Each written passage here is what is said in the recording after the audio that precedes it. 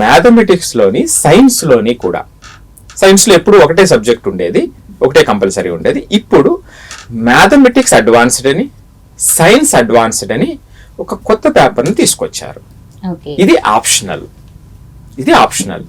దీంట్లో 25 క్వశ్చన్స్ మాత్రమే ఉంటాయి, కాకపోతే హైయర్ ఆర్డర్ థింకింగ్ ఉన్నటువంటి క్వశ్చన్స్.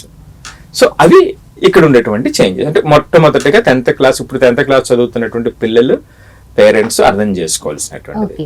మరి ఇది అందరూ రాయొచ్చా అంటే అందరూ రాయవచ్చు. ఎవరైతే ఆప్ట్ చేసుకున్నారో వాళ్ళు రాయొచ్చు. మరి రాసిన తర్వాత ఏమిటి బెనిఫిట్ అంటే, ఒక ఎడిషనల్ సబ్జెక్ట్ రాసేటప్పుడు ఆ సర్టిఫికెట్ లో ఒక వాల్యూ పిల్లల యొక్క ప్రిపరేషన్. అంటే పిల్లల్లో రకరకాల స్థాయిల్లో ఉంటూ ఉంటారు.